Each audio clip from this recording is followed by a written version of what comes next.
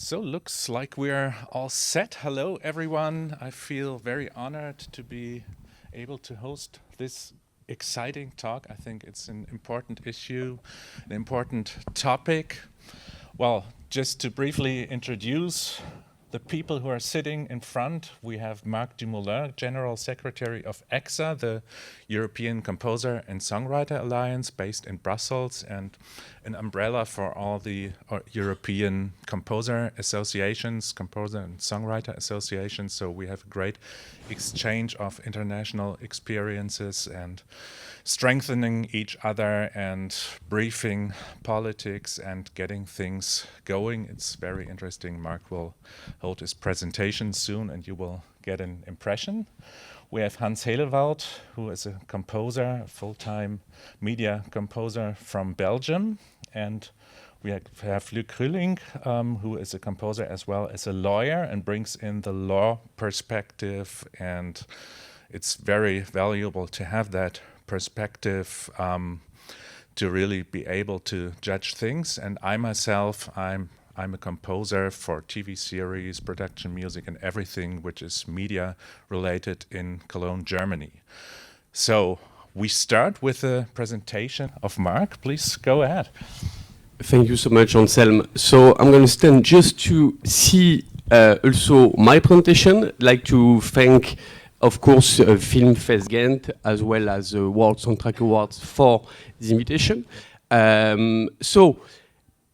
What I'm going to try to make a presentation to give you a perspective of generally what we call buyout contracts. So we will today look at various things. So we will look and try to define a little bit what buyout contracts are, because it's not always easy. You can have a full buyout, you can have partial buyout. Then we will discuss about the threats behind buyout contracts. Then we will also try to look at the potential solution that exists in Europe and that we are trying to push in front of the European institutions. We will also look at what has changed and what can we do as the community of composers to fight against those contracts. Just a few words about ECSA. We represent over 30,000 professional composers and songwriters in 27 European countries. 27 does not mean that we are representing all the countries, all the member states in the EU. Sometimes we are also representing some countries outside the EU, like, for example, the UK, Iceland, Norway, and so on. We have 55 member organizations across Europe. We are structured around three main committees, one on art and classical music, one on film and audiovisual music, which we will discuss about today, and also on popular music. So we are working on various issues. The fight against buyout is clearly one of our main priorities, and it's especially the case for film and audiovisual music, of course. Then for music like popular music, we are also working on other topics such as music streaming, for example. So our main objective, defend, promote the rights of music authors on a national, European, and international level. Our members in Belgium, we have 4 organizations, the Belgian Screen Composers Guild, ComAV, the Muziekgilde, and le Forum de la création musicale. So, in the last 3 years, what we've been doing is, of course, we've been discussing with our members, especially in our committee on film and audiovisual music, about the threats that they see, in particular regarding their contracts. So in May 2021, we launched a survey for ECSA members, and also we had various discussions, also one roundtable with Netflix, for example, to discuss all those issues. And based on the results of this survey, we have launched a report with, I have a copy here if you are interested to see it, otherwise it's available online. We have launched a report with a recommendation of measures that could be adopted by the European institution to make sure that music authors, composers have really an appropriate and proportionate remuneration. Because this concept of appropriate and proportionate remuneration has been adopted by the European Union with the Copyright Directive in 2019, but it's still not a reality in all EU member states today. So what we saw in this survey, more than half of our members have experienced buyout contract. This figure is growing, has been growing in the last 3 years because, of course, we are talking about VOD services. And as you know, there is the VOD services. So like you could think about Netflix, Amazon Prime, Disney Plus, and so on. All those services have been growing. You have more and more services being launched and being available in Europe, which means also much more revenues for those companies. Also, a large number of our members, 2/3, have been offered contract which forced them to sign away partial rights such as synchronization and mechanical rights, and I think we'll discuss a little bit about it after. It's also, this issue is also known as what we call coercive publishing. And of course, here you can see the revenues from global OTT, TV, and video platforms, which are growing, as I was saying. So, what's at stake?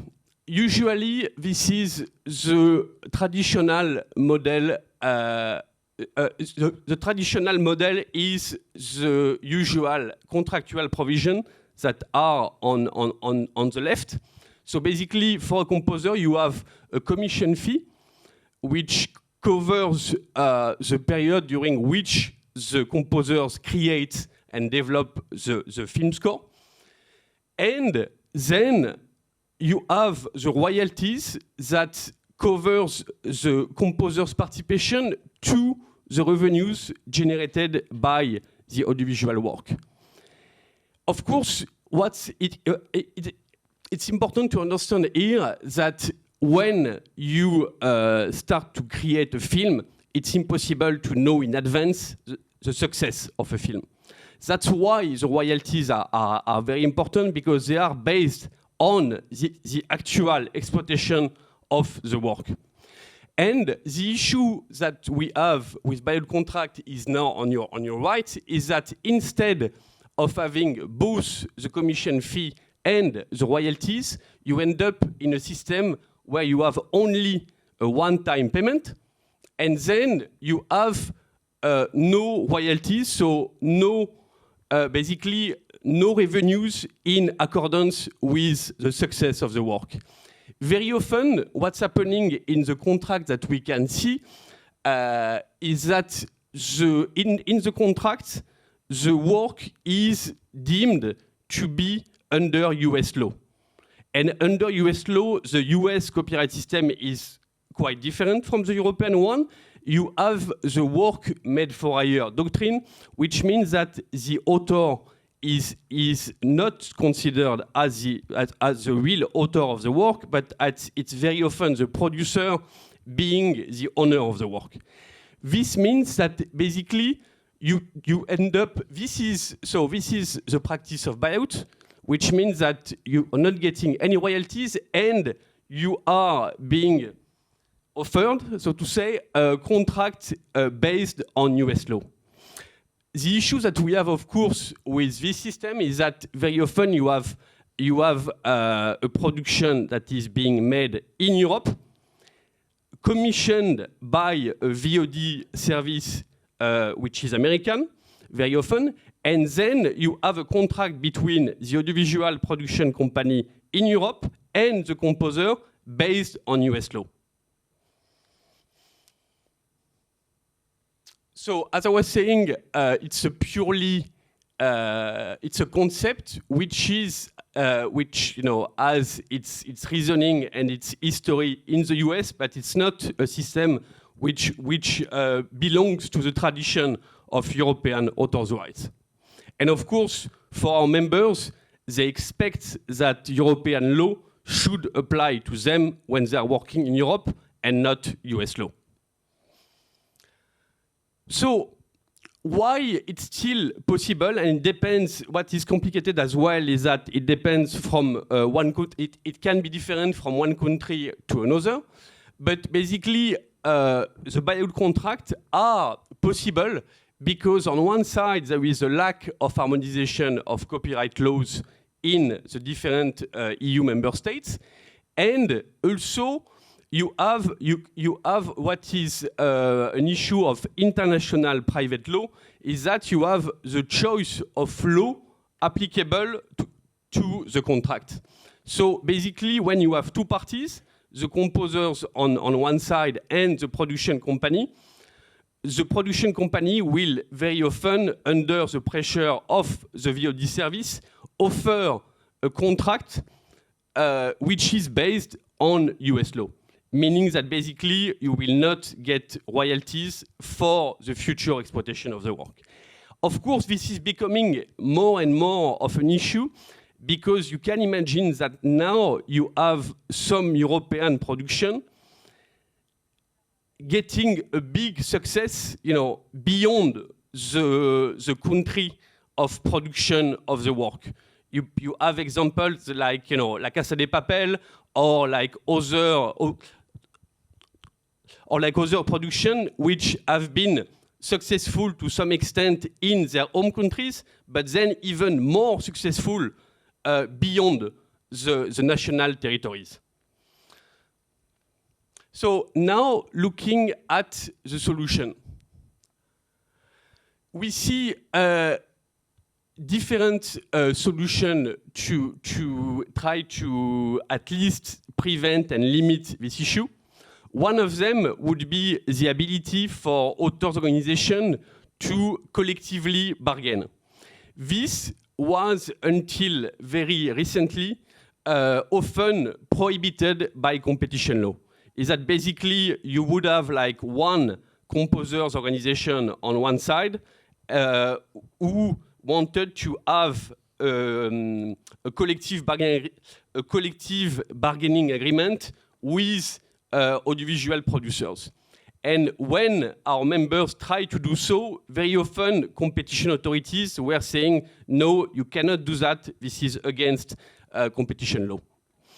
But 2 weeks ago, the Commission, and we've been working quite a lot on that, the Commission has clarified that when you implement the copyright directive, the Commission will not go against collective bargaining agreements between authors' organizations and their contractual counterparts. So it could be producers, publishers, platforms, and so on. This applies to all what we call solo self-employed, but it includes as well like other authors, especially on audiovisual works like screenwriters and directors. Then European Media Outlook. This is the report that the European Commission will adopt, I heard yesterday, will adopt like beginning of next year, looking at all the contractual practices of VOD platforms in Europe.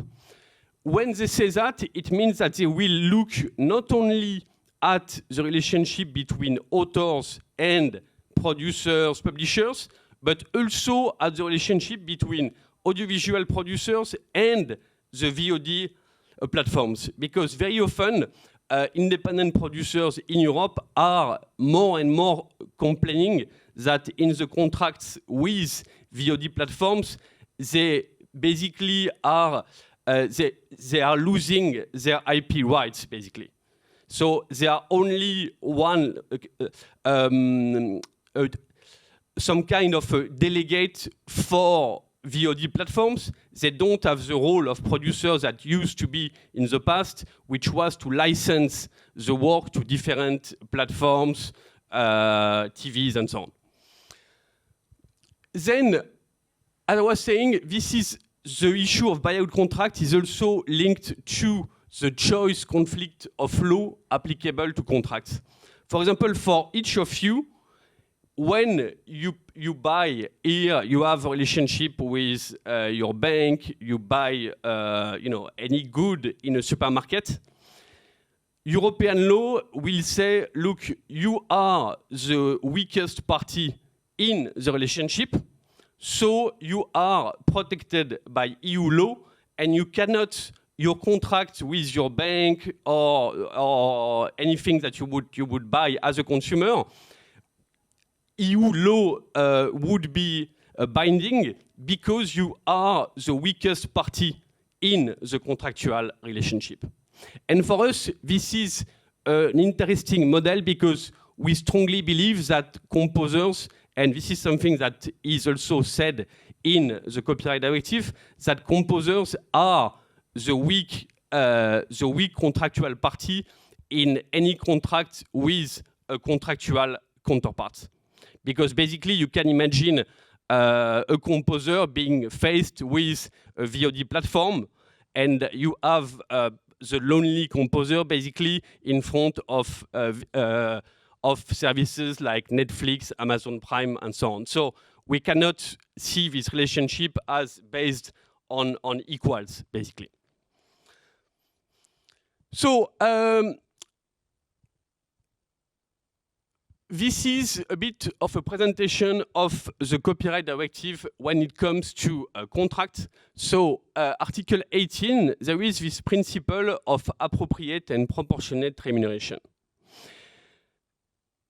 And then you have Article 19 and Article 20.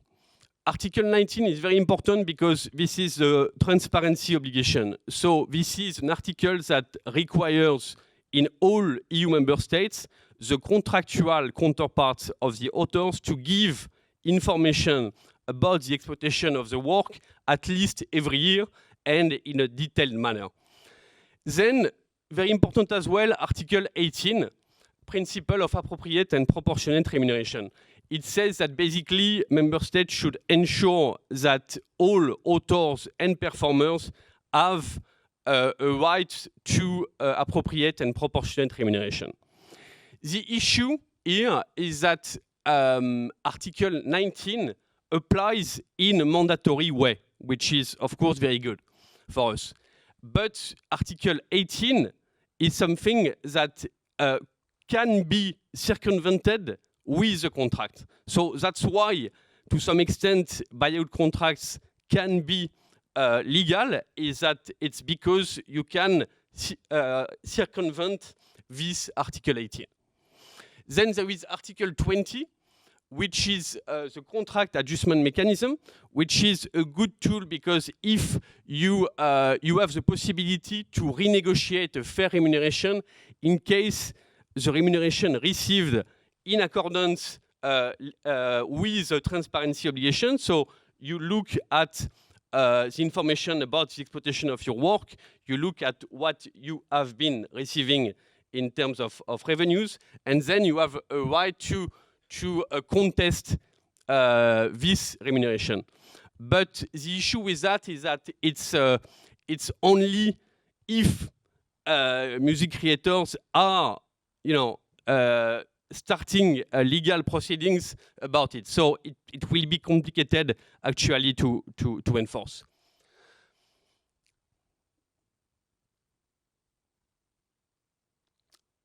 So the issue we have as well is that, of course, those buyout contracts, with the expansion of the VOD platforms, they are growing. And for us, it's really important to stop those practices as soon as possible, because otherwise they're going to become prevalent, and we can see that it's sometimes already the case for certain composers in certain countries. So this is this is what we have been asking member states to do in the context of the implementation of the copyright directive. So implement Article 18 in a mandatory manner and ensure it applies to all copyright contracts, and then, of course, have an ambitious and strong transparency obligation with the implementation of Article 19. So, a few updates.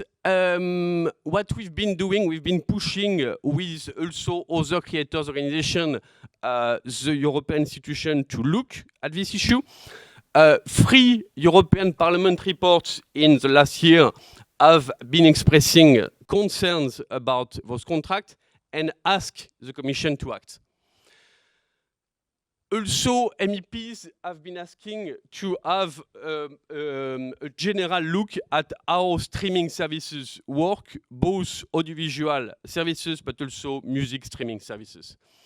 And also, for us, one of our key objectives was to ensure that the copyright directive is implemented in an ambitious and timely manner.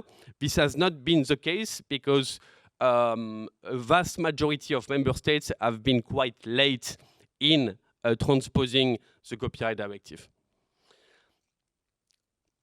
Then so we were talking about the European Parliament, now looking at the Council, which represents member states.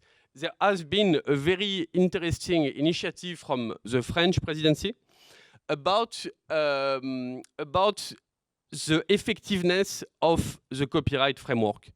And by that, what I mean is that they were looking at the contractual issues that can have the effect of circumvent European and national laws.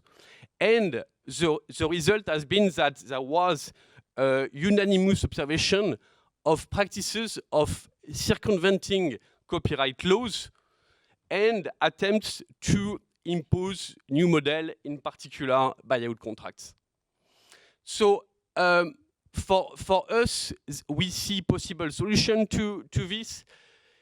One interesting implementation of Article 18 has been came from France, and of course there is a link between the French presidency initiative and how they implemented Article 18. Is that for screen composers in France,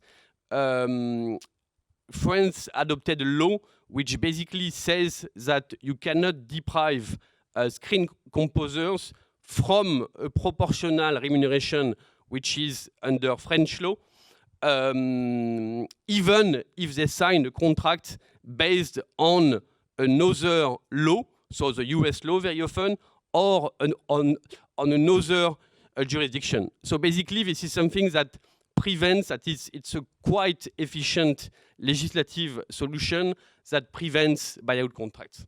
But of course, it only applies to the exploitation on the French territory. So in a way, it has a limited effect. But I mean, for us, it would be interesting to see the European Commission looking at this as a solution against buyout contracts. And one other solution that could help is making sure that public subsidies, and because as you know, in Europe, you have a lot of audiovisual production that are benefiting from public subsidies, from the film funds, very often at national level. And for us, it's unacceptable that those subsidies goes to companies that are using those contracts with our members. Then there would be also a third potential solution, would be to stipulate that the provision on remuneration is of public order. This would basically mean that you could not apply a US contract in Europe. Thank you.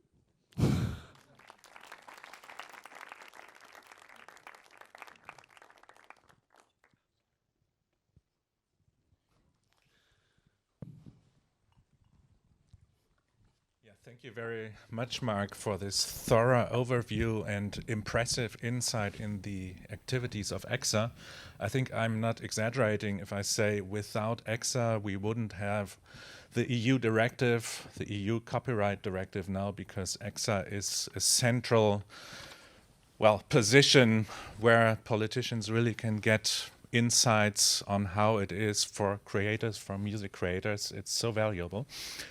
And now we go in detail, with the situation as it is, especially in Belgium. Hans, if you look at your incomes nowadays, the ratio between royalties and upfront payments, what would you say is the ratio?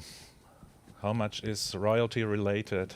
I think it's very difficult to say because you have to see if it's something that goes internationally or it's something that only stays in Belgium. If it's in Belgium, there's not much royalties because it's a very small country. It comes on a public station, but now everything is opening up. I come from the old days where everything was simple. It was sold to a linear broadcast television station, and then you could predict if it goes to France, it's much bigger than in Belgium. It goes to Holland. Now it's completely different. Now it's opening up. It comes on streaming platforms. It's even the public broadcaster has YouTube channels, so you see your work there, but nothing's coming back. So I think you have to see it work by work. If you do a small, short movie, then the rights won't be a lot because there's not a lot of exploitation of the work. So you always have to think in relation how is the work being exploited, and in how many countries will it be? Is it international or not? Is it only on streaming platforms, or is it still on linear broadcast? Because that's still the reality. Linear broadcast, there is a complete system of how the collective societies take the money from the broadcasters and pay out to the collective systems. In streaming platforms or other channels, because there's so many channels now, so many different ways and it's not always clear if it's only Belgium when it's on YouTube. Is that a Belgium exploitation or is that already an international thing? And when it's there, will it still have another way of being exploited because it's already everybody can see it? So it's very difficult to say. For me, because I work in a special field which is a lot of animation and series, which is international, so their rights are really, really important, and it's always reflected already in the upfront fee because they know you will get rights. So it's always they use it also as a special negotiation trick, but you will get the rights because it's international, so there's not a lot of fee. Yeah, that's an interesting aspect. So the exploitation is so multifaceted and unforeseeable. So if a customer comes and says, well, I want to give you an upfront payment and you won't receive royalties in the end, how would a customer be able to foresee all that? Because he would have to do that in order to ensure an appropriate and proportionate remuneration. Isn't it actually impossible? It's impossible, but the reality is you're already glad that there's a job coming and the contract is just being put there and you're in a very strange position. Even when you start out, what is mechanical rights? What is performance rights? You just don't know.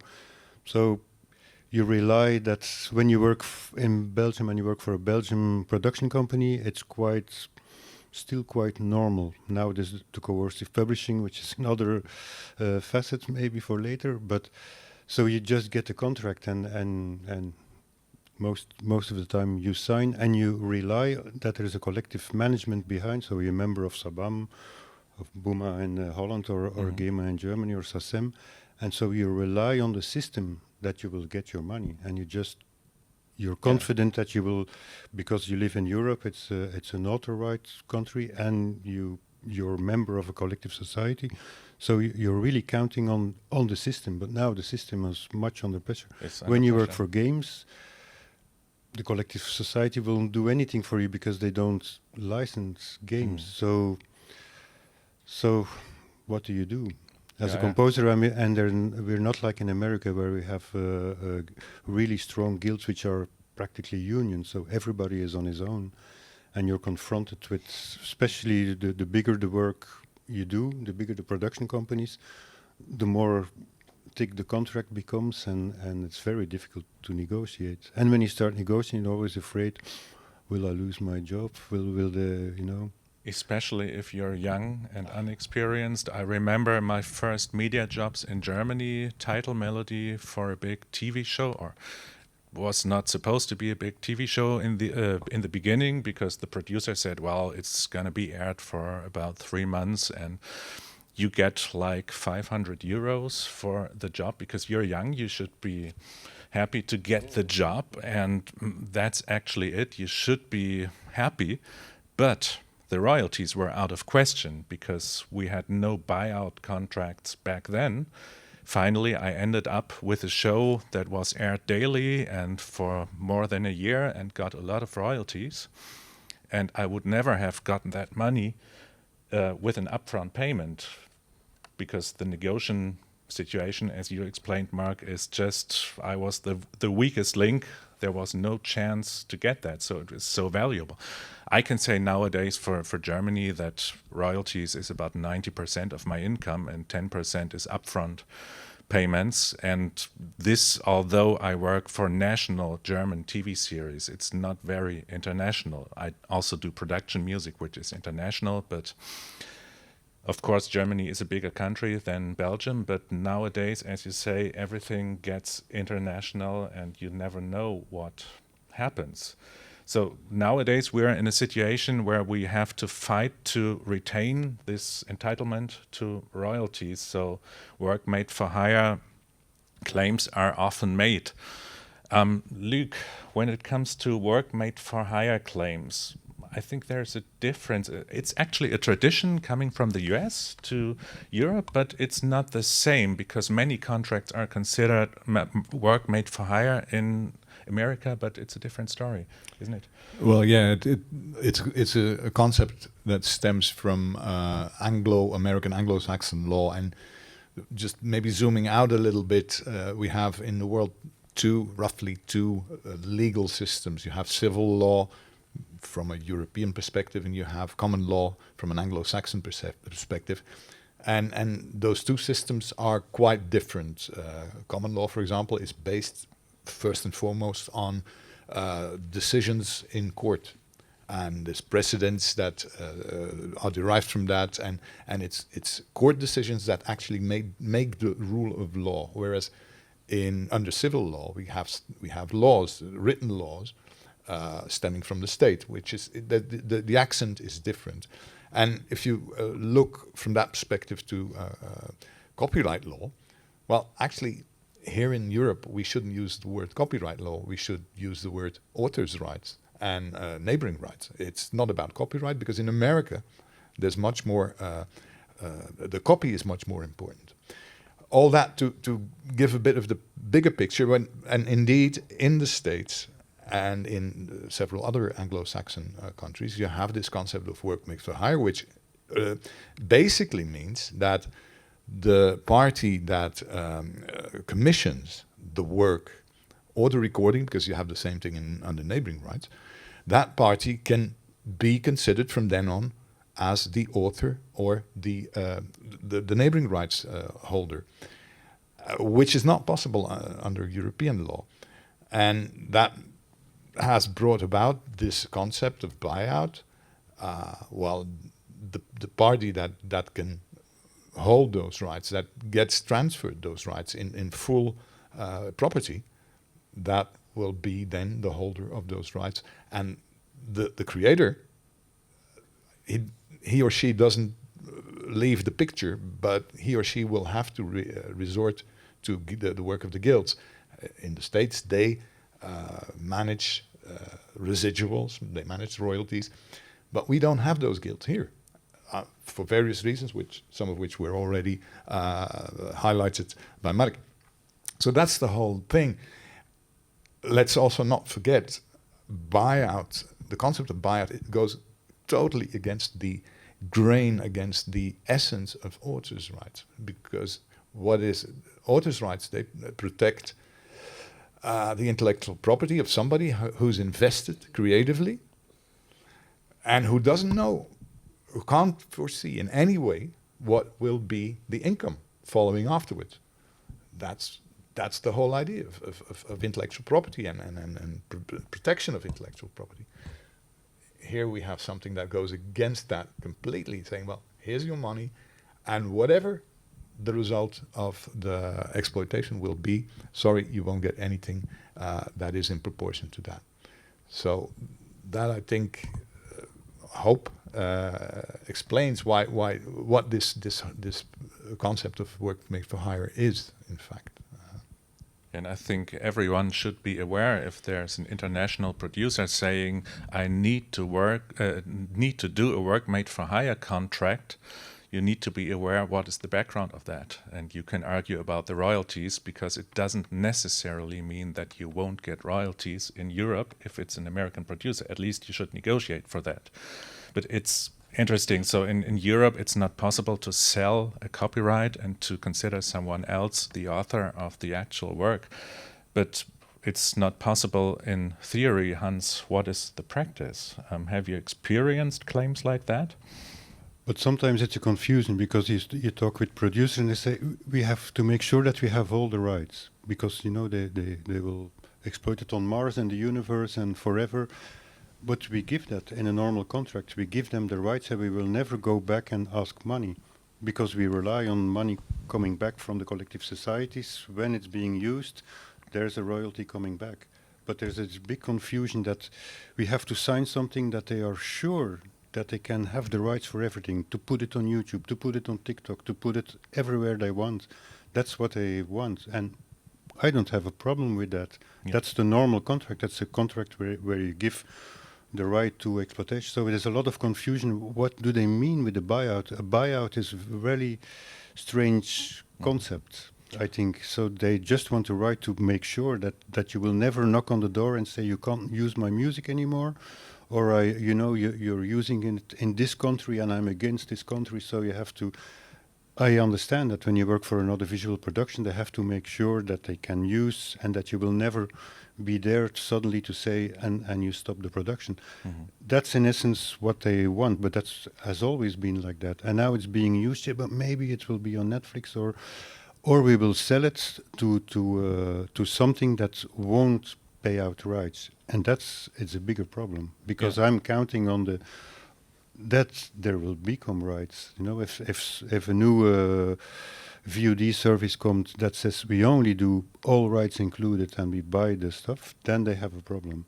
So, but there's always this confusion. What do they want in the contract? And I think in Europe there was this working group with the American guilds to explain what work for hire is, and it was difficult for us to understand. They have the same system. It's like, Luc says, you do a work for hire, all the rights go to them, and immediately you take some rights back. You take the right to be credited, because when you don't do that, you won't even be credited as a composer. You have the right on a publishing contract, a right on remuneration, things like that. Here you're in a completely other situation. So there's a buyout component in each and every contract, of course, because the customer needs rights to exploit the music, and one should always be aware what rights are affected and what rights are not affected by the buyout. Also talking about exclusive rights, so there is a lot of variety. You don't necessarily need to sell exclusive rights to enable someone to use your music, so exclusive rights should be considered more expensive.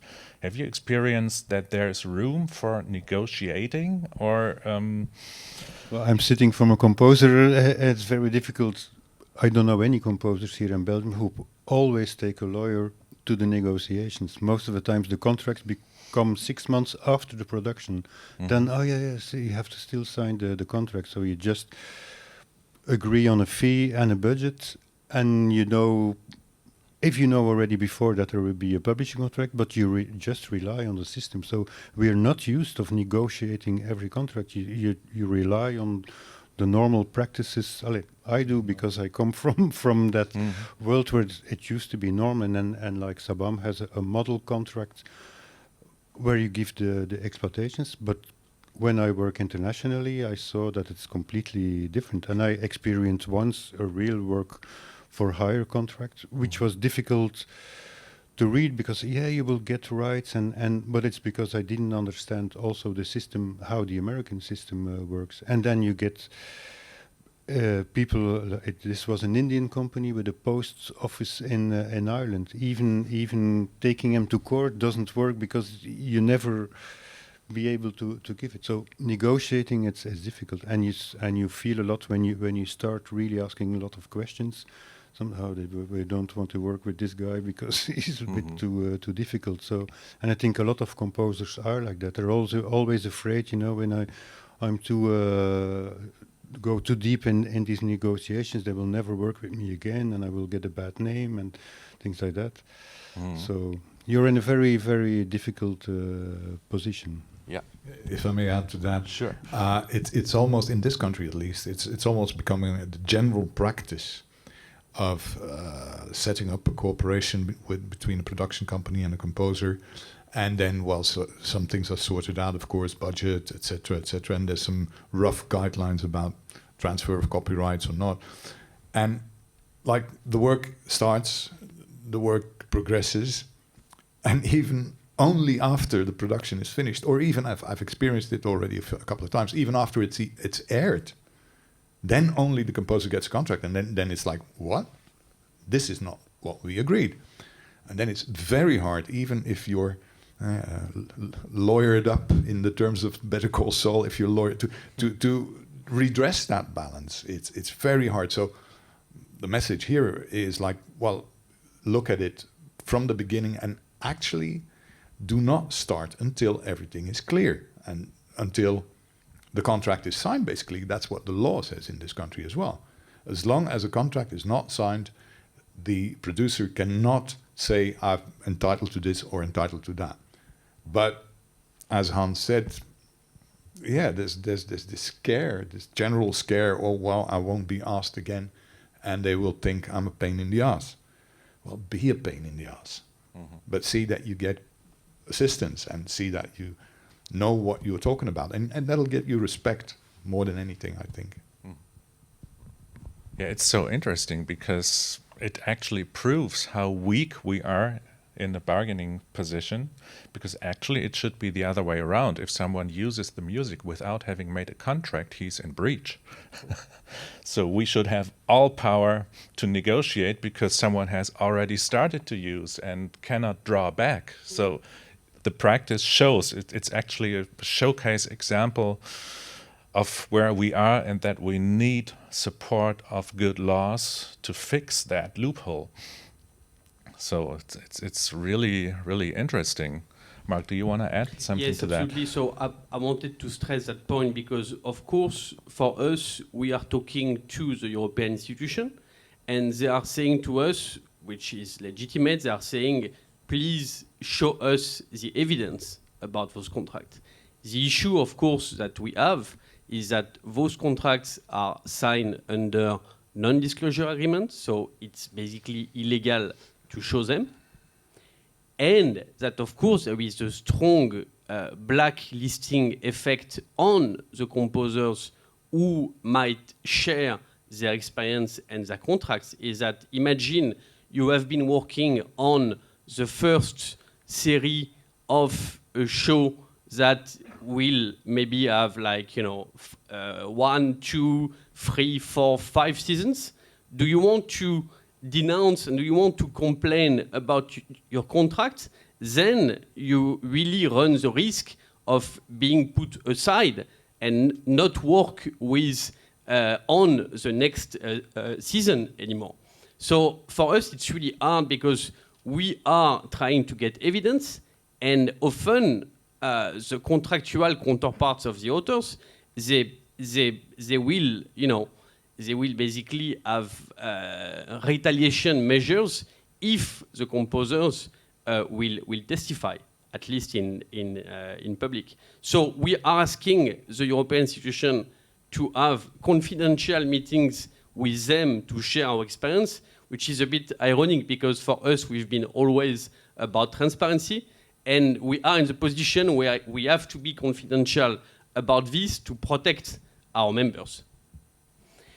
Then one thing I wanted to on what both Hans and Luc said, which is really for me where buyouts are really unfair, is that, as you said, in the US system you have strong guilds, strong trade unions, and you have work made for hire. So in a way, it has a certain logic for the US. If you propose a buyout to a European composer, it does not have the protection of the guild, of the trade union. So basically, he will get the worst of US law and the circumvention of European law, but not getting the benefit of the US law. And this is really when it becomes unfair. One last point that was really highlighted in the French presidency report is that authors, the issue is that you have on one side the fact that they are isolated, that very often the collective at the contractual, when they sign their contract, it's very hard for the composers to be protected by a collective. And so they are in a way isolated, and they are also obliged to sign confidential agreements.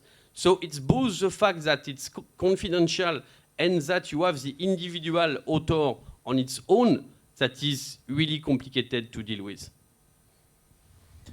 There's a tradition in the UK that actually most more successful film composers have an agent. It's the same in the US. You're considered useless if you don't at least have an agent. It's not the case in Germany. I expect it not to be the case in Belgium.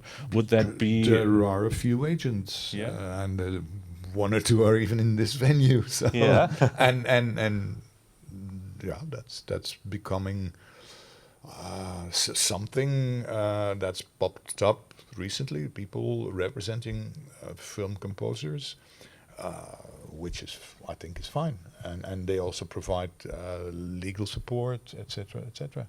But there's not. I must say, there's not a lot of them. May I just add to what Marc said, because even if I mean, it's legalese sometimes and it's technical, but we can safely say, I think, and I'm sure Marc will agree, thank God or providence, depending on your obedience, thank the Lord for Europe, because in the past years there's been so many legal initiatives. They were not always perfect, and the DSM directive was not perfect either, but things are progressing, and I think we really can rely on our European lawmakers. They know the problems, that sometimes there's technical issues and disclosure issues, but I think we've had a lot from Europe. We've seen a lot coming from Europe that has transpired, of course, in the member states, because I can't dream of Belgian government realizing things like this. It would not be possible. That's what I just wanted to add, if I may. And just one point on what you just said, Luc. Indeed, the European level is really important, because what I saw recently is that if you don't have a European directive, you have some of those, VOD, very powerful platforms lobbying, member states one by one, and basically say, if you adopt one law against this type of contract, I'm investing in, elsewhere. So that's why we need, the strength of the EU to legislate and act on those matters. Maybe I can add a little negotiating experience. My experience says that it has a lot to do with how you approach your customer emotionally. So if you're angry about something, it's not a good thing. But if you just talk about things in a relaxed manner, so there was a case when I was supposed to make a documentary score, and they said, well, we have a small budget, and it's unfortunately not more. And I said, well, do you want to have exclusive rights? Yeah, of course, we need exclusive rights, as always. And I said, what are you afraid of? Are you afraid of listening to the same music in another context? Is it a problem for you? They said, no, it's actually not a problem, but we need exclusive rights. And I said, why do you need exclusive rights if you're not afraid? So you get your music custom made and I can use the music elsewhere. It's a good deal and I'm satisfied with the budget then, but the license for exclusivity is just more. You can obviously not afford that, but you get what you want and I'm satisfied if we just skip that exclusivity. And they said, well, we would need to get back to our bosses and talk about that. And I said, well, it's a one-time talk, maybe for a lot of cases in the future, then you know what it is about. Finally, they ended up calling me 2 days later and said, well, it's okay, we can do this without exclusive rights. So everything okay. Sometimes you shouldn't be too afraid of just talking about things, because I always left it open that we would find a solution if this would really be a problem. I just wanted to be sure that there is enough reason for the problem they claimed. In a lot of cases, it's the same with advertising agencies claiming for GEMA-free music in Germany, like Sabam-free music, and I say, do you really need that? And they say, well, we don't know what happens later on, and we don't know the exploitation chain and everything. And I keep saying, well, please clarify that, and maybe it is not at all a problem. It doesn't affect you in any way, just if you're sure. And in some cases, they say, you're right. So how do you react to that? You take a lot of experience, you know already what exclusive rights are. I think a lot of people don't even know when you start out, you just think, I make music, and you don't look at the long perspective. What will happen? Is this a movie that will always be exploited? If it's a short movie, there's a big chance that it's after 2 years it will never be aired anymore anywhere. So you maybe could use music for something else. So you need to have this longer perspective. I make music now. Can it has a life outside of the series and things like that? But when you start out, you don't think like that, because you just don't know. So I think it's a lot in education to know. It's the same for mechanical rights. In a UK contract, they will go for 100% mechanical, but even as a composer, what are mechanical rights? Where they come into account? So you need some kind of education background to know what your rights are and to know what it is. And it's so complicated when you read these contracts.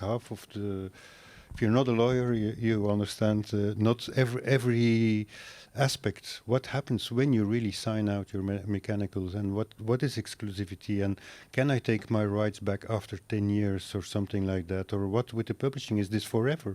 Is this only for this movie? Or when I put it on a record, can I keep the publishing, the two things separated? So there are a lot of things that you can do, but you have to first understand what they are, and it takes you years but it takes you years to get to that. Exactly, about those mechanicals, that also has to do with these different systems. In the USA, collective management organization, they only deal with performing rights, and they don't deal with mechanical rights. So that stems from that division, and you really need to have a good view on the system to see what that would have as an effect if you sign away those mechanical rights. So it just to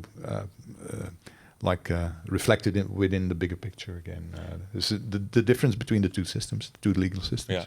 And experience and education is crucial. In the beginning, you don't know about the value of rights. I signed my first contract with a music library for production music with a sync buyout. They left all mechanicals and performing rights, but the sync is for an upfront payment, and it was actually not bad. But now I know the value of sync rights, and it was bad. Of course, I would have earned more if I wouldn't have signed that, but they didn't offer otherwise. But I changed my customer and learned about the value of sync rights. But now we have something in place which should be helpful. It's the EU directive with some provisions actually giving creators rights to get a part of their rights back if the works are not exploited in the way they should be exploited. So if rights are just there to be there and nothing happens with them, you should be able to get the rights back. Here we are at a point where actually the customers have to be educated, because many don't know. And once you start talking about that, you experience that they don't want to be in breach with something, and if they really know that this is profound, there is maybe a chance to improve the bargaining position of composers. Do you experience an effect of the EU directive, Hans, and how satisfied are you with the implementation in Belgium? That's a very difficult question to ask I to a know. non-lawyer. It's not. But of course, everything that can help us is good. So I think ECSA did a really good job, and I hope it will survive, because the things, Netflixes and things that are American companies, and it's to see what they do. But when you look to the reality here, who am I bargaining with? I'm bargaining with a production company who works for another bigger thing. Sometimes they exploit themselves if it's a broadcaster, but when the production company does something for Netflix, and Netflix has said to them, we want all the rights, we don't care, and they come, but you have to do it because Netflix wanted. So you're talking to the wrong. But your contract is with the production company, not with Netflix or HBO or Cartoon Network or whatever. So it's difficult to know how you're talking and who's. Because the production company sometimes is from here, effectively working with a lot of government money to make the production work in Europe, but the client is an American client who sees things different. You say it's not that difficult? Well, I think maybe we have a different outlook on the digital single market transposition here in Belgium. I think it's. I mean, Belgium did the best job in the whole EU. Making proportionate remuneration obligatory, making collective management obligatory for user-generated content platforms and for the Spotify's and Netflixes of this world as well. No other country went that far, and then there's indeed the contractual provisions about contracts, transparency, taking your rights back. The issue there is indeed, and that was also in Marc's presentation, will this be a protection against clauses in contracts with American companies whereby American law is reigning the contract? Or will there be measures from Europe saying, no, whatever is in that contract, mandatory law says that the European or the law of the member state will be applicable. So that's where the whole issue is. Because if you talk transparency, and indeed there is a cascade of contracting partners, but Article 19 says there has to be transparency, not just from the party you licensed your rights to, but also from the sub-licensee and the one after that. So you can go in cascade and ask, and you can ask if the provision is applicable, and if there's until we really have that in place, then you will be able to ask to Netflix, what did this thing do? What this production that I contributed to? What did it do financially, economically? So that's an amazing advantage if that kicks in. And maybe in general it's still a bit early days to see what the DSM directive will bring about. It's not even transposed in every country.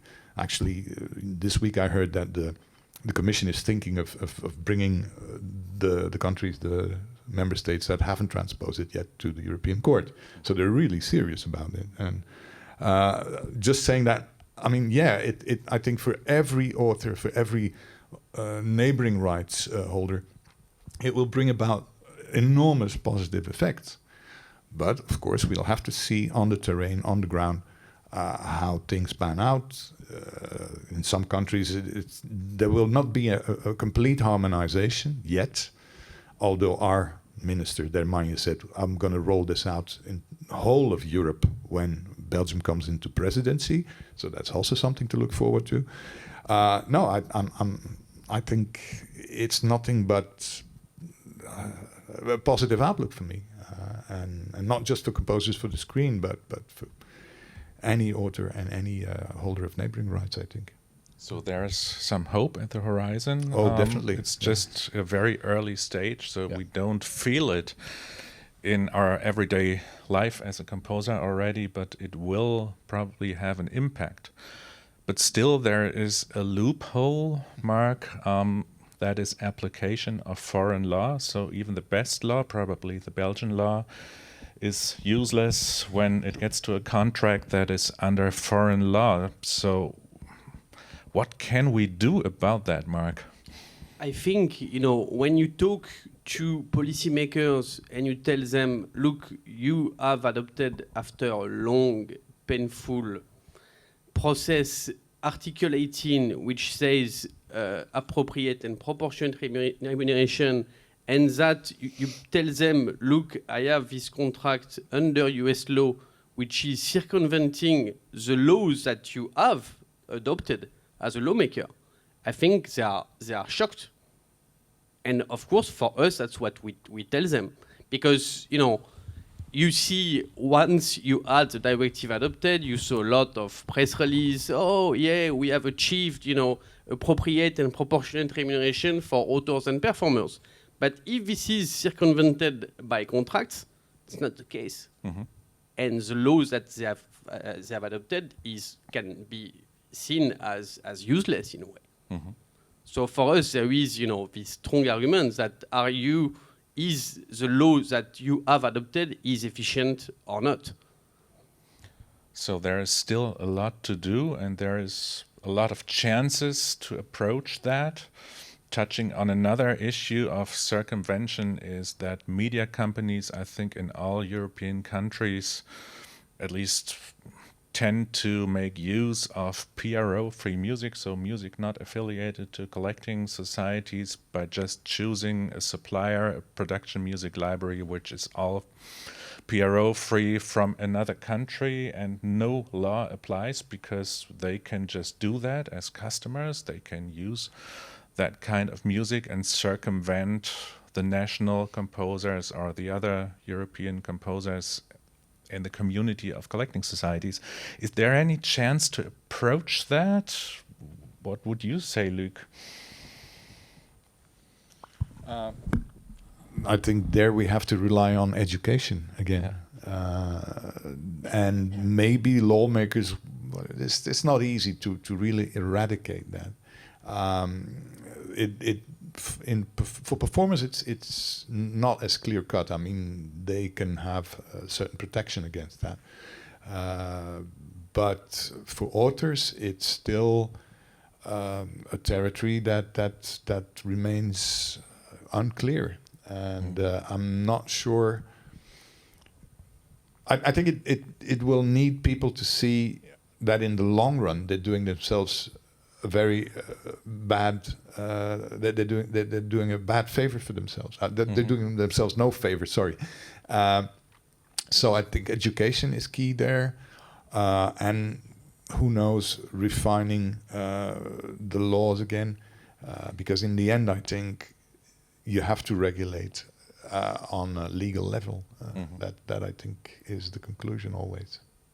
Yeah, just to elaborate on why it is so unfair in my perspective, there are libraries that give the composer a one-time fee, like 100 euros or 200 euros for all times, and the track is being exploited again and again. They sell flat rates to customers again and again and make money for decades with the same track, and the composer doesn't participate in that anymore. And it's actually a practice that is illegal under most European laws, but they are European companies hiring composers from abroad with a copyright system who can sell their tracks, or relying on that their composers won't sue them, just calculating the risk and say, okay, it may happen, but not now. And the bad thing is that the customers are unaffected because they just take advantage of an offer. I always hope that there's also a political solution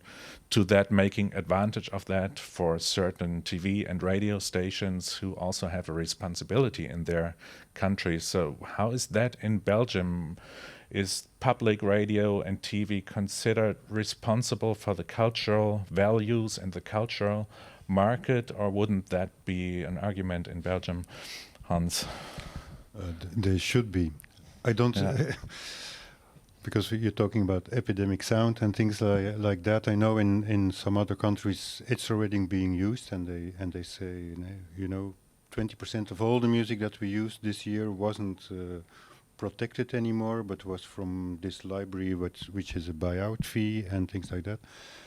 Hasn't happened here yet, but that doesn't say it won't happen. And I think there are more commercial small stations that are thinking about it and saying, I pay a fee, 50,000 euros a year, and I can use everything from this library, and that's it. And I think for composers, because they're composers who say, I have a very nice job, and I make music, and I give my songs to them, and I can buy my house, and I can do my payments and go.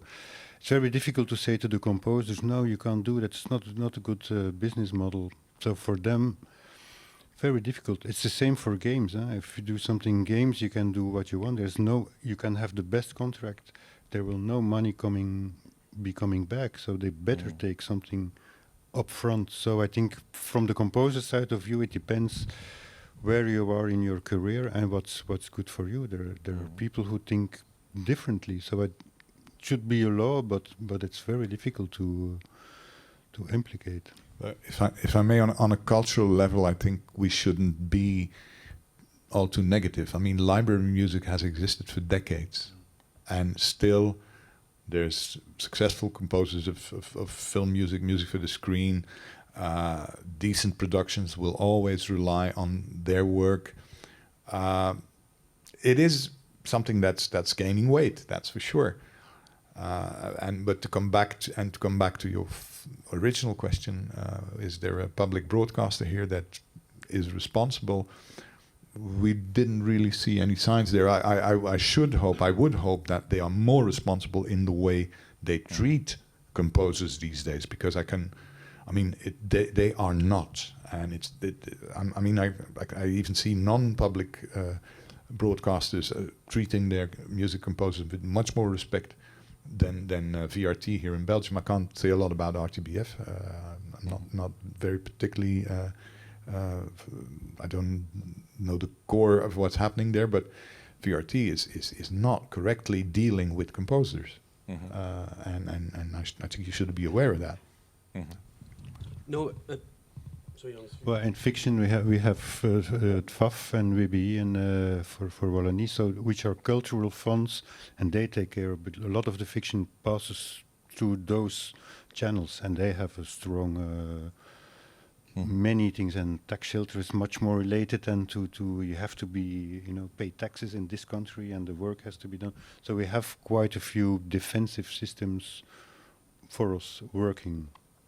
So that sounds actually good. So that's there good, are and I think protection mechanisms. I think for national, for fiction, I think for films, it's the whole of Europe works like that. There was also something in Marc's presentation that is very important. That is that producers who are subsidized, that they have to comply with the legal rules, and that's not the case today. I mean, there's no such imposition.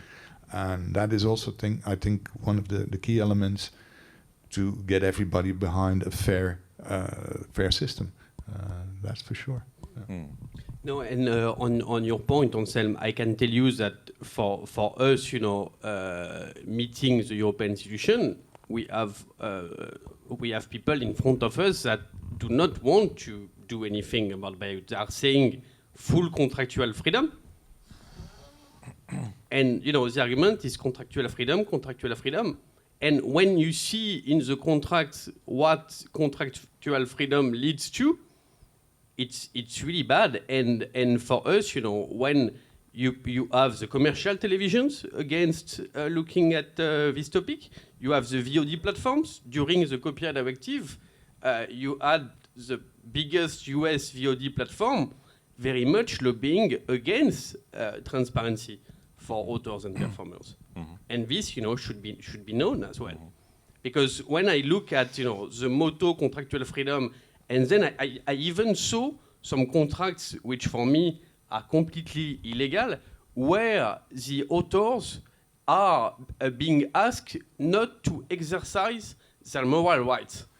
So basically, moral rights, usually you cannot, you can waive them to some extent in certain countries, but they really belong to the authors. And so they don't want those rights, but they are asking you not to exercise those.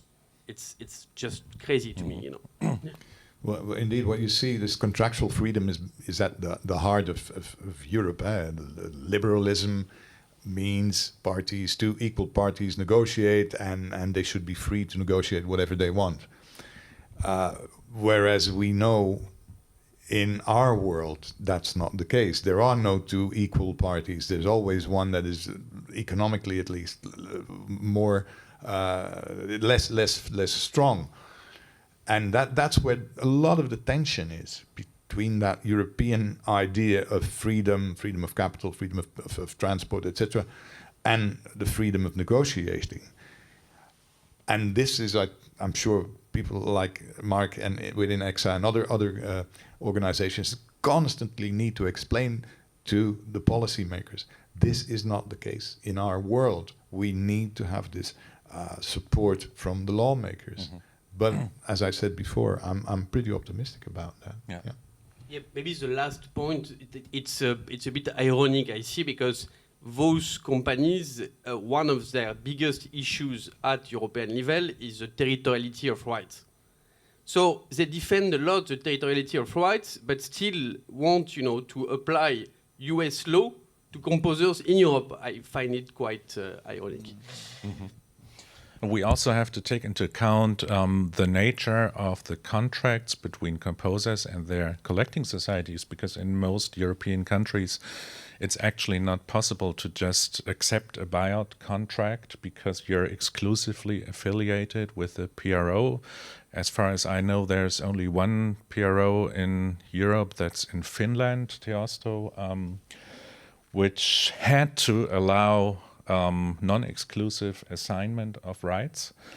So if a customer just comes and says, well, I need a full buyout, actually, we're not in the position to do that. Would you agree, Luc?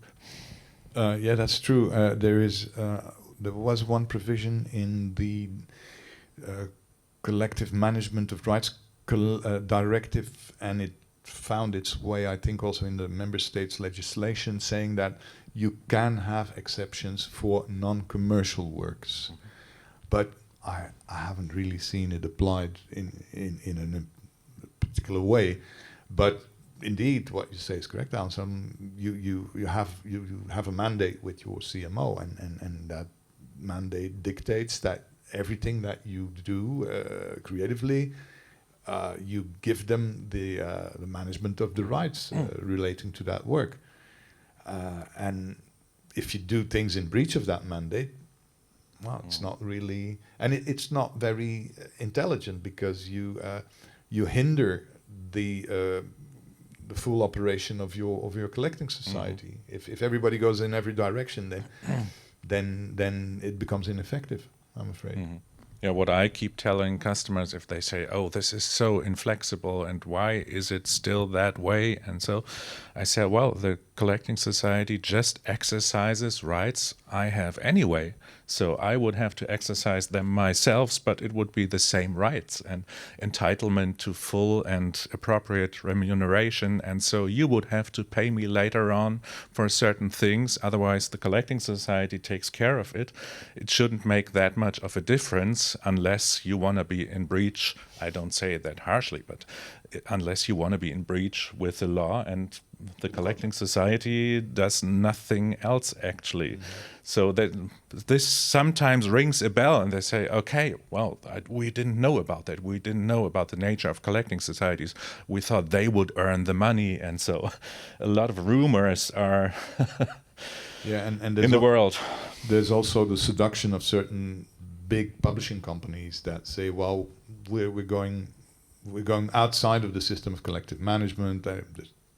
You know them. It's, for example, Cobalt is such a company.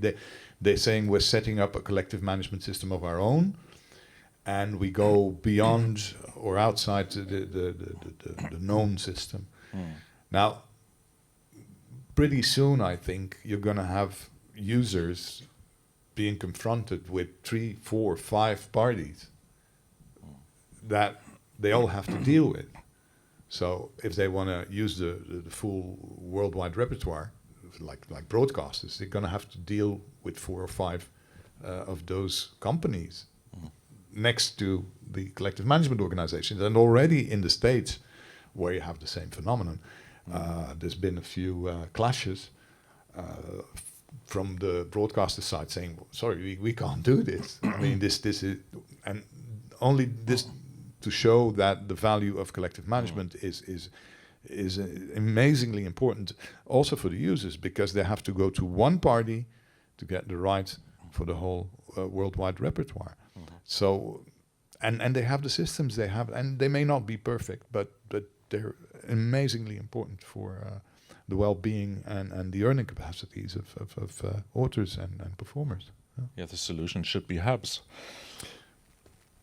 Yeah. One-stop shops. Exactly. Because it's understandable that one doesn't want to approach 5 parties for one right. It's out of place, actually. But that's maybe also because collective societies are very solidary. It's for everybody same. When you're Drake or you're I don't know who from a little village somewhere, you come on the radio, you get exactly the same amount of money. You come on television, you get exactly the same. The big, the small. And so, of course, there are the bigs who think I should earn more because I'm more because I'm more important than this little guy there. So that's the strong thing about collective societies, that they're really, it's the same. There's no difference between Hans Zimmer and somebody from here. But in your contractual negotiation, there's a difference between Hans Zimmer and I don't know who. Sure. Because if it's always like that, when you want to negotiate, when they really want you, you're in a position to negotiate. But when you work for audiovisual media, there's so many clients. Yeah, maybe the director wants to work with you or the production company, but there's still 4 other parties behind it that say, I don't care, I want this kind of contract. And when it's him or him or him, I don't care. So you're never in that position. Yeah, it's very important what you say. In Germany, we have a lot of prejudice against GEMA and a lot of people telling, well, the famous ones earn more money than the little ones. And I say, well, it's just because they have more airplay.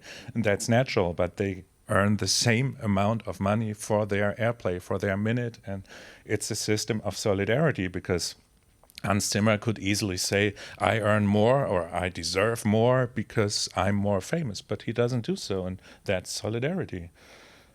And to make use of that system is also solidarity for broadcasters, for production companies, and so, because they enable that solidarity to be in place. We're about at the end of our talk and soon opening up for questions to the audience. I just wanted to get back to all of you. If you had a wish, what would you put on the wish list for changes in copyright politics, authors' rights politics in the next years? Maybe starting with you, Luc? I'll gladly point again to what was in Marc's presentation. I think you see everything listed there that we can hope for. And a lot of it is attainable. And the DSM directive already realized quite a good thing. It was a forward position, but if you have all those measures in place as well, I think for screen composers it's going to be a lot easier, and they will be able to negotiate with a lot more confidence. But that will still take a few years. That's a fact. And in the meantime, you heard us go through certain other reflexes and things that you should be aware of. In the meantime, apply them, because they will always, whatever situation you're in, they will always be interesting and good to keep in your mind for negotiating purposes, I think. Yeah. That's Hans? I'm hoping on the outcome of that, and that there may be for us maybe sort of model contracts and a really fixed fair practice sort of paper that everybody refers to, and that this is the contour in which we negotiate, and that you don't have to start from scratch every time. and that the contracts resemble each other. So a good model contract for working inside Europe, and something that's behind you, you know, that you're not alone in the room against the wall and have to do everything yourself, that you can rely on something that says these are my rights. So for me, it would be the wish to the European Commission in the European Media Outlook that is supposed to be published beginning of next year, that they will really look at this issue of buyout contract. This document won't solve the situation, but at least one commitment of the Commission to look at it, make studies, try to get evidence, although, of course, as I said, it's really difficult, but if we can have a dialogue with the Commission on those, confidential contracts, I think it would be really, really good. Mm. Luc? If I can add one more dream to all that, it's a topic that we were reluctant to talk about it because for lack of time, but there's also something like coercive publishing, whereby the producing company claims part of your income from your royalties income. That is something that I think should be looked into as well. Personally, I think it's completely in breach of European competition law. Unfortunately, as you informed us, there was not a very favorable decision before the courts of Germany. But I think we also have to make European lawmakers aware that that is a problem, that you are obliged, in most cases, not in all cases, that you are obliged to hand over quite a big part of your income to the commissioning party, to the production company. But that's a totally different area of discussion, and we should maybe not go too far into that. Yeah, but it's important, and it also has a lot to do with what has a publisher, what kind of obligation has a publisher. So it's the worst case if a publisher takes care of your rights but doesn't take care of it and doesn't do publishing work and doesn't further spread the work and doesn't even register with the collecting society and makes it even worse. So there's a lot of potential, actually. We have a lot going on in Germany, in GEMA now, to define the work of a publisher and to have an arbitration within GEMA if there is a case of disagreement, and also anonymizing the person who is actually claiming that the contract is in breach. And so there's a lot we could exchange on that.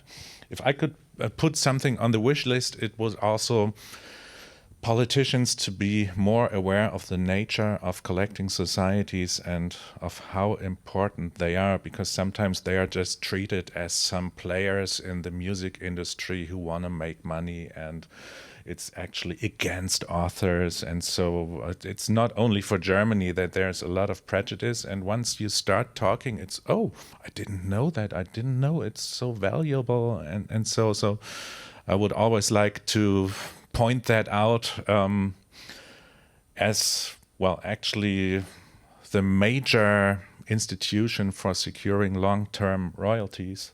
It's not possible in another way. You wanted to add something? No, I'm fine. Okay, then I would like to open to the audience. There are probably some questions.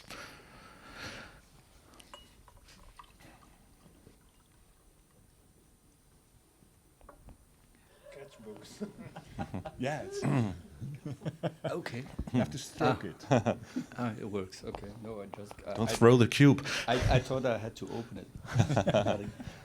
Olivier Maatling from SABAM, the Belgian Collecting Society. I had one question actually for the four of you.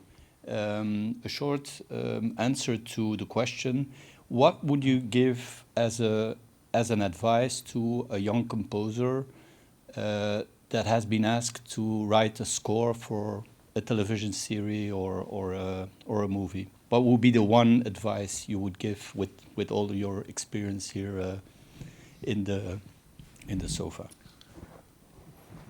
Well, you should be glad and then call a lawyer. You have one day to be glad, the second day you have to call about a lawyer because somebody else, it could be a manager, could be an agent, somebody who's experienced in the particular situation of composers writing for film and TV and games. So because it's a ball game of its own within the vast area of entertainment law. Yeah, that would be my advice in any case. Yeah, my advice would be a member of a collecting society. Don't be afraid of that, because the producer is not the one who's paying the money for the exploitation. Many young composers don't know that and say, okay, if I'm a member, they would have to pay a lot of money. And so, of course, with streaming services, it's a bit of a different story, but still, you shouldn't be afraid of that. And, well, that's actually one important thing.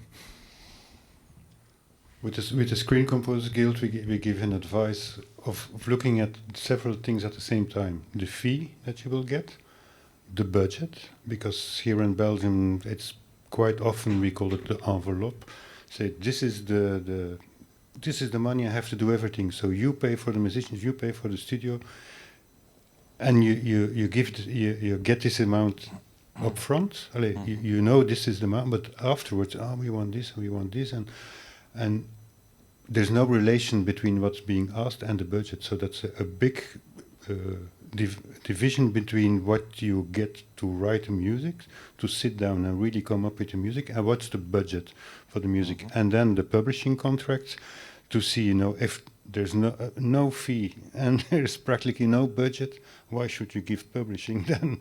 So at least think a little bit like that, and try to negotiate to know I'm going to make music, but I will need this string orchestra, otherwise I can do it. So make sure you have the budget, otherwise you end up spending all your money because you think I will do this great job, and then all the other jobs will come rolling in, but most of the time it's not like that. So you have to really divide between the three aspects: the budget, the fee, and the contractual, what you give in the contract of publishing.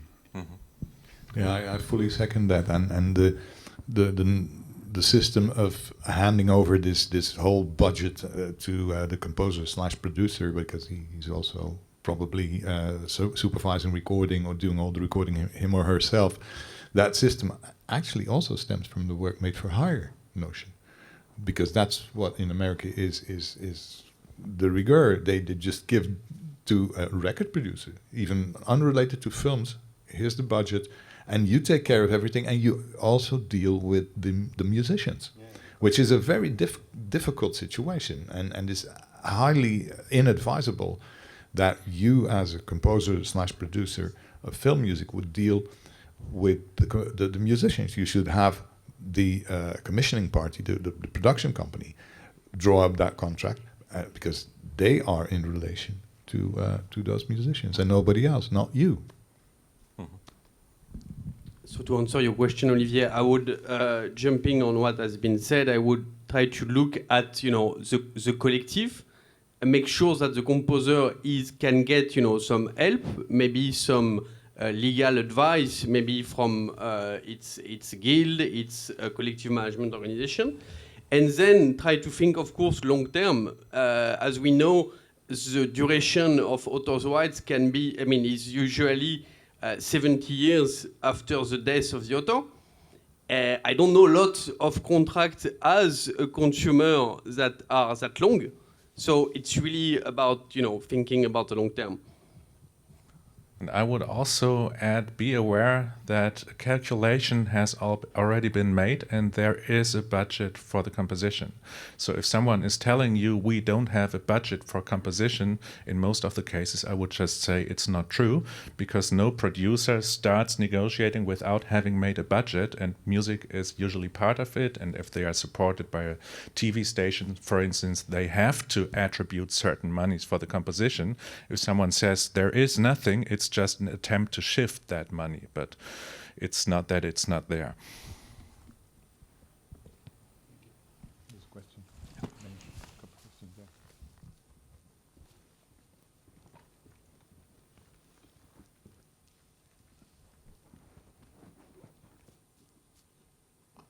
Thank you all for the talk. It's been really good. I'm wondering if, on the point that you were talking about the U.S. Contracts that American productions will use to hire composers from Europe, if there is a very robust legal system, which we're hoping there will be in Europe in the next few years, does that run the risk of them turning into just the American market, which is already pretty saturated, and kind of turning away from the more kind of legally heavy European market?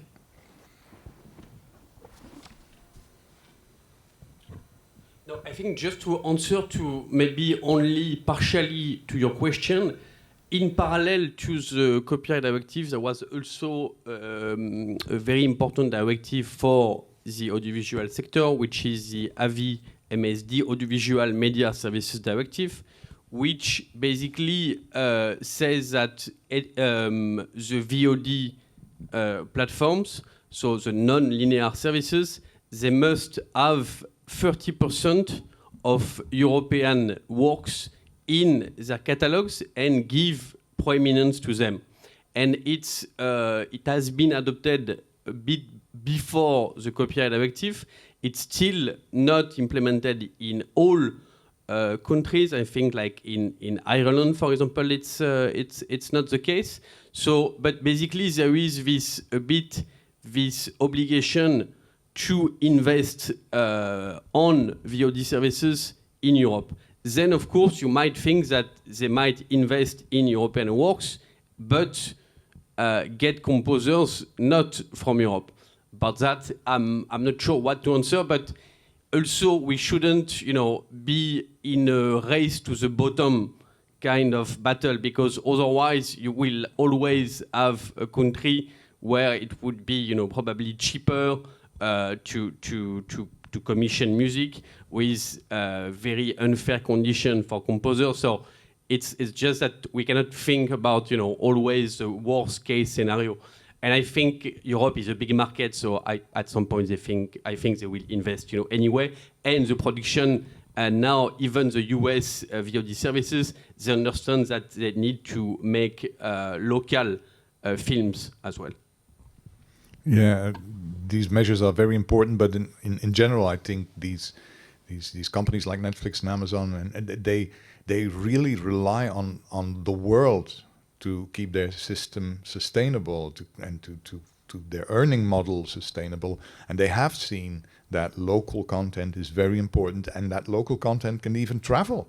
I think a couple of years ago they didn't even imagine that. If La Casa del Papel is worldwide a success, wow, that's something that I think they didn't take into account when they started out, and that's a good thing, of course.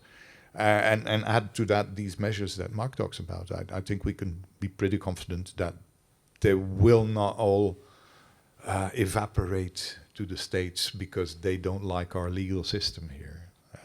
I'm pretty confident about that, yeah. Yeah, we had a talk in 2019 with a lawyer of Netflix, and they clearly pointed out the value of local music for local production. So they want to have the best composer for the project, and this outrules the conditions. And I think they are right. It's not just that they say that, it's just the case, because the product is what rules in the end. They won't make more money if the product is not as good as it could be. But of course, your question is very valid, because in theory, this could happen. But then again, we have to take into account that the American system has other strengths. So they have stronger unions and a better bargaining power for the composers, and that is something that is weaker in Europe, although our laws are stronger. So there's kind of a balance, and we shouldn't be too afraid in the end. I would also second that. Thank you.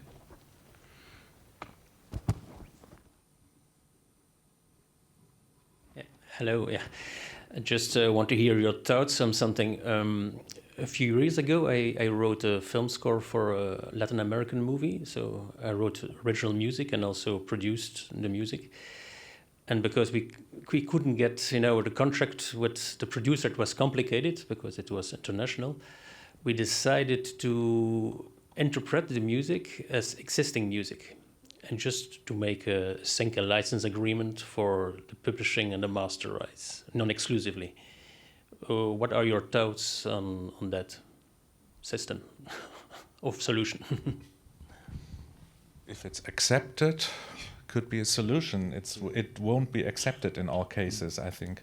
No, it's it's a good way of circumventing a lot of things. You keep your rights for all the rest. You just give the rights for. But I don't think Netflix would be very happy to sign every time such a deal, because you could look like that, but it's way round. Actually, I'm now in a negotiation where indeed that is in the balance for. You have the score, and then there's a few songs that are highlighted in that production, and in order to balance the fact that the budget is not amazingly high, that could be a solution for a win-win solution for both parties. That the rights to the songs they're retained by the author. So it's actually not a bad idea, but I'm pretty sure you would not be able to get that across a whole production, and especially not with clients like or companies like Netflix. I'm not sure if that would work, but it's a very creative way of thinking. Yeah, I think that's the most important thing. Be creative and find solutions how to circumvent certain habits. Because as I told earlier, some demands being made are just out of habit and not just out of necessity. So it's creative and good. And a small other question. So if you have a contract with original music, and imagine some music is not used, what about that? Some producers, they said, look, we have the rights, you wrote it for us, you cannot use it on your own. So what do you think about this? How to resolve EU this? directive, use it or lose it, to make a long story short. Yes. But there is a provision, and it's also applicable in Belgian law, I think. Yeah. Yes, so, and we've been, for us, we've been pushing quite a lot on this right of revocation. It's Article 22 of the EU Copyright Directive. The issue with that is that we had a lot of pushback from the industry, especially the audiovisual industry. And the final text is saying that it's actually a bit weird, because the English version is saying you can basically take back your rights in case of lack of exploitation. Then in some of the translation, which of course apply in the different countries. I know that in French it says absence totale d'exploitation. So you would need to prove that the work has not been exploited. When we were pushing for this right of revocation, we were saying, look, if you are not providing information about the exploitation of the work, this means that automatically it could be revoked, because if you're not giving any information, then it means that it's not exploited. But we were not successful on that point. But still, I think that this right of revocation is quite important. Then the way it has been implemented in certain countries is not really good, to be honest. But something that would be possible is a collective agreement. I know that there is one existing in France, which sets, the exercise of your right of revocation. And that same agreement also says that you, as a production company, you can't claim the publishing rights if you're just using it in the audiovisual production, and if you don't do anything furthermore as a publishing company. So that's a very good one as well. Yeah. And that's what you need collective bargaining for, of course, to get there. That would be also a solution for a lot of situations here in this country, I'm sure. But, excuse me, but imagine that a film director or producer is doing a new cut 20 years after the release of the movie, and he used some unused music that is still on on some recordings. Is this well, but yeah. the transposition in the laws of the member states, or the directive said that it has to be exploited within a certain time frame. I don't know by heart, but they after 20 years you would already have been able to apply that use it or lose clause. Definitely. Practically speaking, it's usually 2 to 3 years. Yeah. If nothing happens within that time frame, it's considered unused.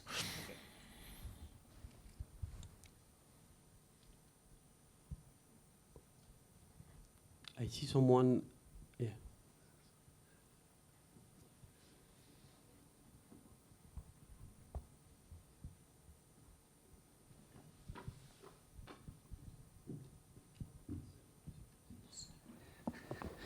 Sorry for being so high up and keeping you waiting.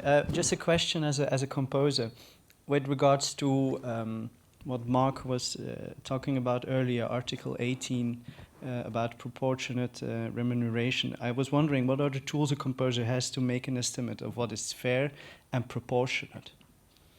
So the idea, so just because your question, it takes me back in a way to the beginning of the copyright directive.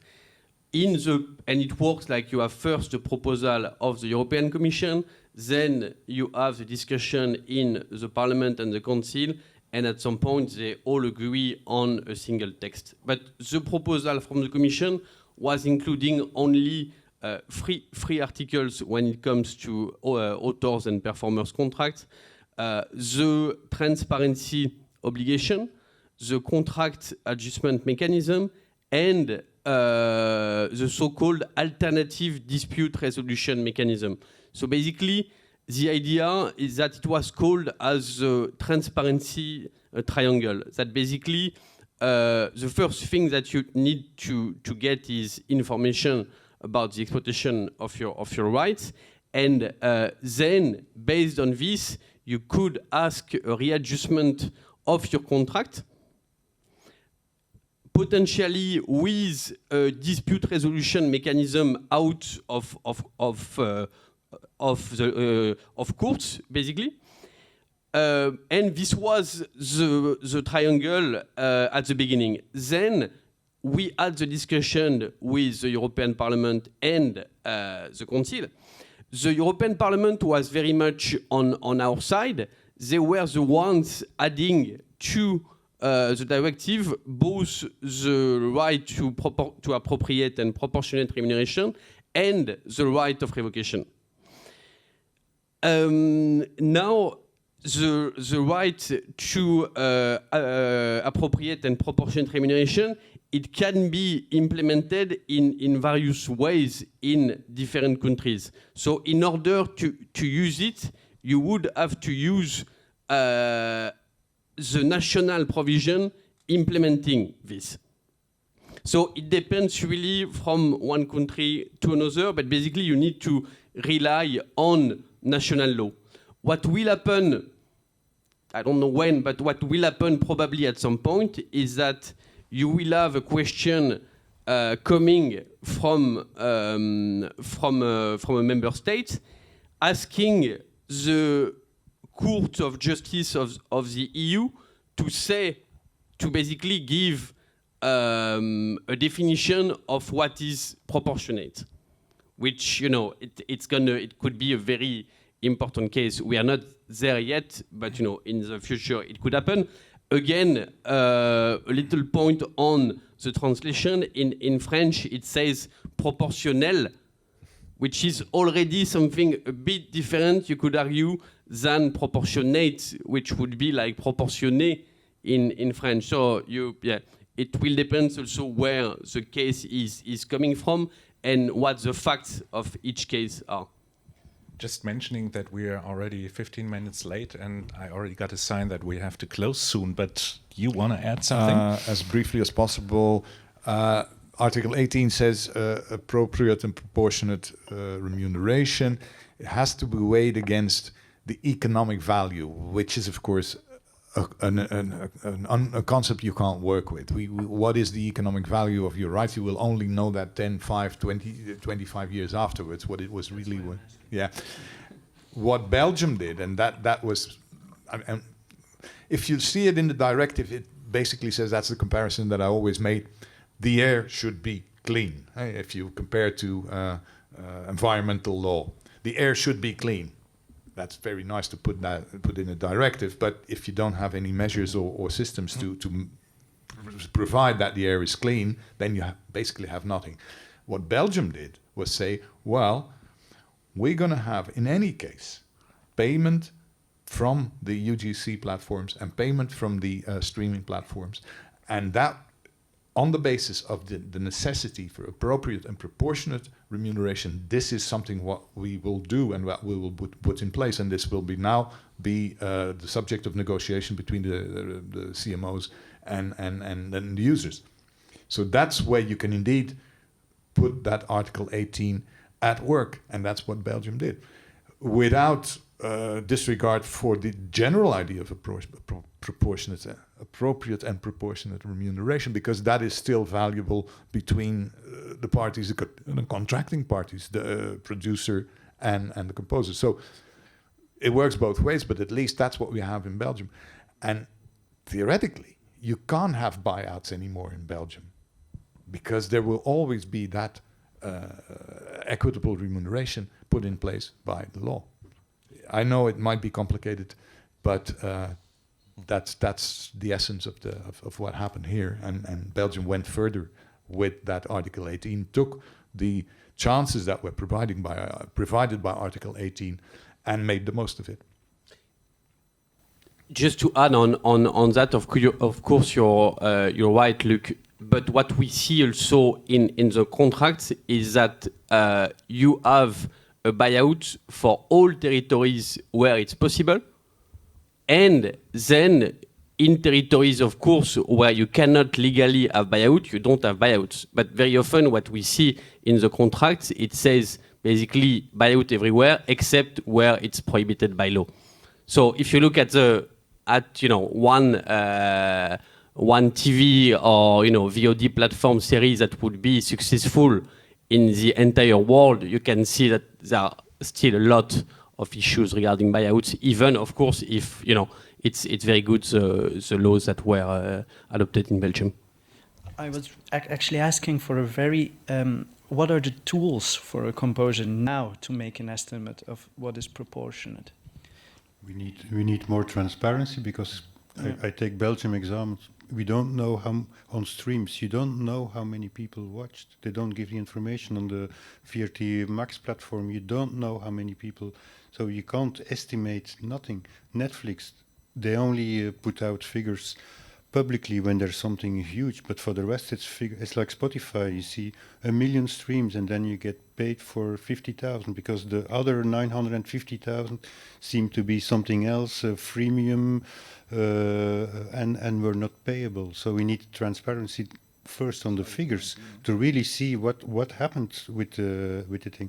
And all these companies, they're harding between, but it's non-disclosure, and there's no Netflix. We can't do it because we can't give the numbers to HBO or.